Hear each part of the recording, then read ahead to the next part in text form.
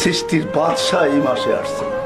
আমি কোনো বিরোধী না কারো, না আমি মৌলুদের বিরুদ্ধে, মিলাদের বিরুদ্ধে। মিলাদ বলতে আল্লাহ রসুলের জন্ম এবং অস্তিত্বের বিরুদ্ধে না। আমি জন্ম না হইলে রসুল পাইতাম তো পাইতাম কোত্থেকে, এটার বিরুদ্ধে না আমি। আল্লাহ রসুল দুনিয়ায় আসছে, আসছে বড় খুশি কি হবে? সমগ্র সৃষ্টি যদি ওই দিন খুশি মানাইতে পারে, আমি কেন পারবো না? যেদিন আসছিলেন ওই দিন সমগ্র সৃষ্টি খুশি ছিল না ছিল না? বলো গোলামা, খুশি ছিল না না ছিল? সমগ্র সৃষ্টি খুশি ছিল।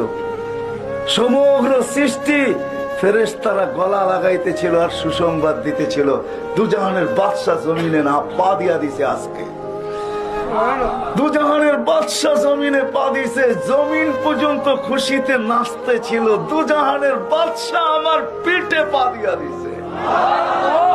ও হবিগঞ্জের মানুষ এখনো আমাদের জন্য কবরে বসা চোখের পানি ছড়ায়।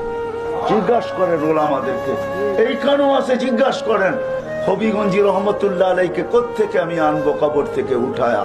তোফাজ্জল হোসেন হবিগঞ্জি রহমতুল্লাহ আলাই যদি উঠে আনতে পারতাম কবর থেকে, তাইলে এই চেয়ারে বসায়া তাকে দিয়ে সত্যায়িত করতে পারতাম যে আমিও দেখছি আল্লাহ রসুল উম্মতের জন্য এখনো কবরে কাঁদে,